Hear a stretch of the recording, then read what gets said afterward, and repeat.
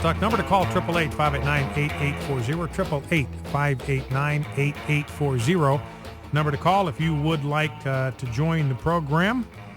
Jan will be glad to take your call and put you in the queue for contribution to our program today. So that's 888-589-8840. Here's another confirmation. Again, one of the things I've often said on this program is that things are not true because they are in the Bible. They are in the Bible because they are true, because they are in alignment with reality and with truth. That's why they're in the Bible. And that means that we're going to be able to find confirmation of biblical truth all over the place. And here's another example of it. This is a piece written by William West. Research showing problems with homosexual parenting continues to grow with the release of a study showing that the children of heterosexual couples are more likely to progress in primary school than children from a same-sex household.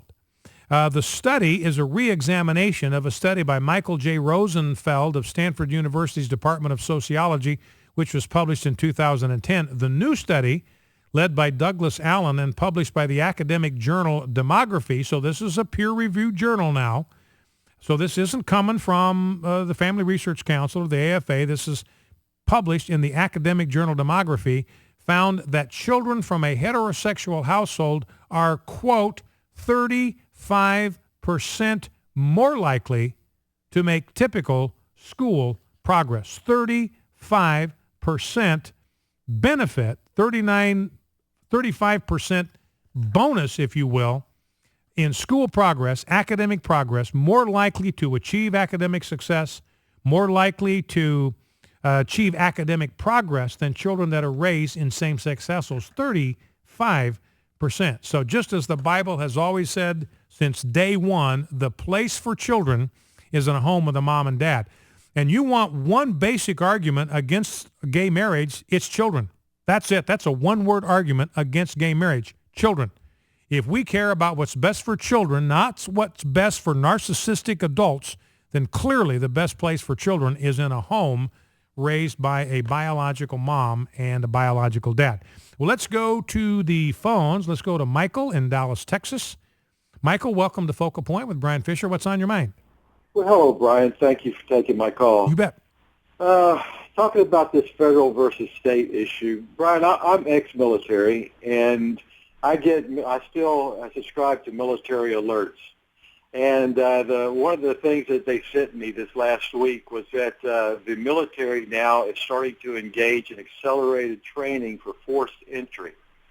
And it's something I've been susceptible over for quite some time. I've actually kind of been raising the flag on it, and now my fears have come to fruition. Now, let me ask you this question for clarification, Michael. You talk about forced entry, so this is like forced entry into residences. Correct.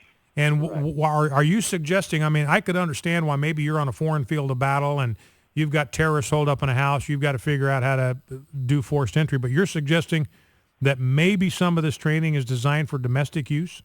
No, not maybe. Absolutely. Absolutely. Wow.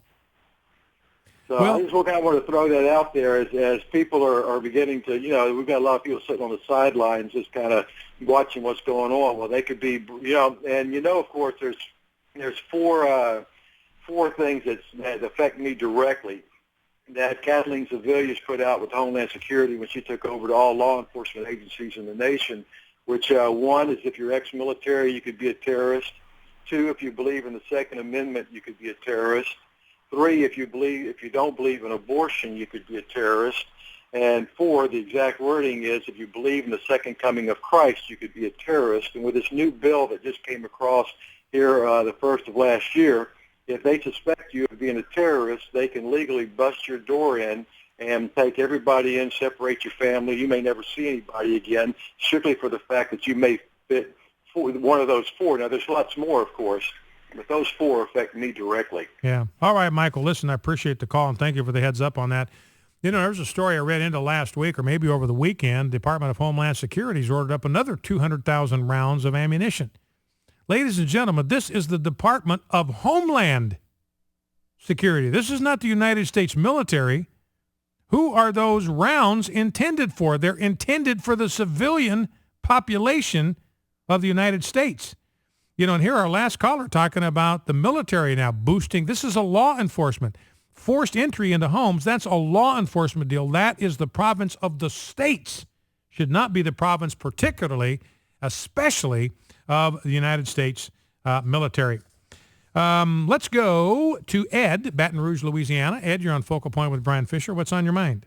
Thank you, Brian, for taking my calls. This is your program, and I think you're misstating why Scott Lively is on trial. Scott Lively is on trial for crimes against humanity because he is supporting a bill in Uganda for the killing of gays. Ed, I got to stop you. Ed, I got to stop you right here. You're absolutely, totally, flatly, 180%, absolutely, completely dead wrong. Number one, Scott Lively argued against the death penalty in that bill. He argued against it when he was in Uganda. We do not want homosexuals put to death. We want them helped.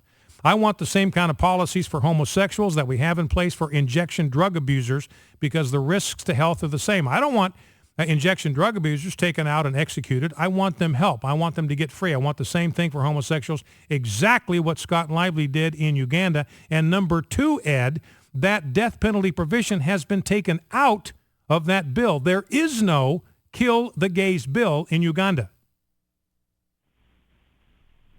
That's not what I'm reading. Well, then the information you got, Ed, is way bad. Number one, Scott Lively argued against the death penalty in that bill. Number two, the death penalty provision has been taken out of that bill. There is no kill the gays bill in Uganda. And Ed, I'm glad you brought that up so we could clarify that. Let's go to Gene, Searcy, Arkansas. Gene, you're on Focal Point with Brian Fisher. What's on your mind? Yes. Hello, Brian. Hey. Good to hear you.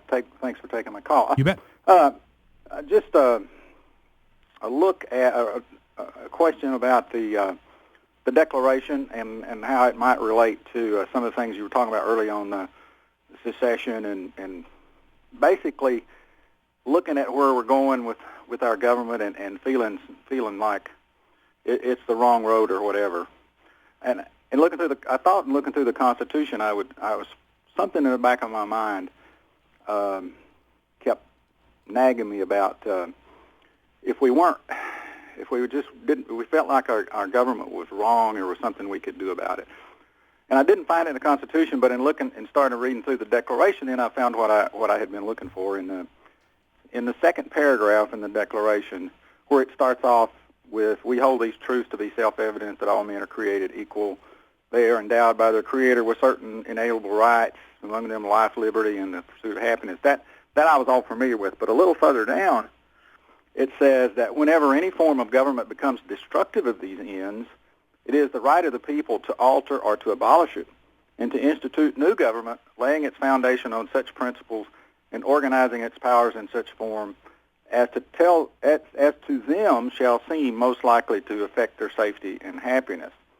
That's what I had been rolling around in my mind that sometime in the past I'd heard something like that. Yeah. So it's in the Declaration. Absolutely. And then down in the third sentence, again, second paragraph, "But when a long train of abuses and usurpations, pursuing invariably the same object, evinces a design to reduce them under absolute despotism, it is their right, it is their duty to throw off such government and to provide new guards for their future security." Absolutely. That's what I was looking for. And my question really for you and for anyone listening, is it time to take a really serious look at the Declaration?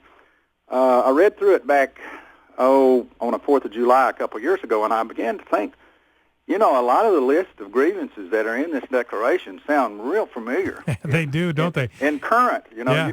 You could change King George to another name, and it would begin to get very relevant. Yeah. All right, Gene. Well, listen, I appreciate the call. It's a great point. And see, what the founders are advancing here, Thomas Jefferson, these are timeless universal political principles. This isn't relegated just to the time of our conflict with the crown.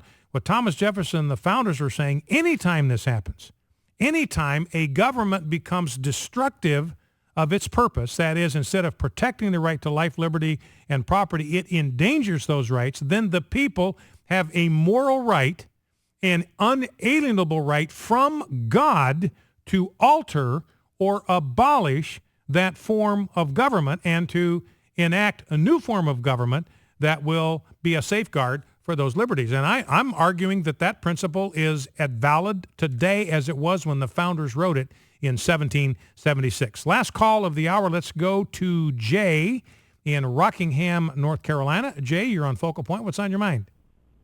Yes, I was calling. I think it would be a wonderful idea if President Obama was allowed to just raise the national debt without getting permission from Congress. Because, I mean, I want to go to call my credit card companies and raise my debt limit and just decide how much they're going to give me. Well, it's interesting. Yeah, and, speaking of that, and thanks for the call, Jay, I appreciate that, because we'll talk about that in the second hour. Nancy Pelosi and others out there saying that President Obama just ought to use the 14th Amendment and unilaterally raise the debt ceiling, and we'll talk about how unconstitutional, how flatly dead wrong Nancy Pelosi is, and there are others that are arguing the same thing. Other Democrats are arguing the same thing, and the abysmal level of constitutional ignorance here is just kind of staggering. But you're going to hear this a lot, so I want to prepare you, and that's why I want to talk about it today, because this is coming. It's coming down the pike. You're going to hear a lot of people saying that President Obama just ought to do it on his own because of the 14th Amendment. He's got the right to do it because of the 14th Amendment. We're going to come back and talk about why that is absolutely flat wrong. You need to be prepared because they are using deceptive language to get you to believe that he has the constitutional authority to do it. He absolutely flatly does not. We'll explain that when we come back after the news. Focal Point, AFR Talk. Stay with us.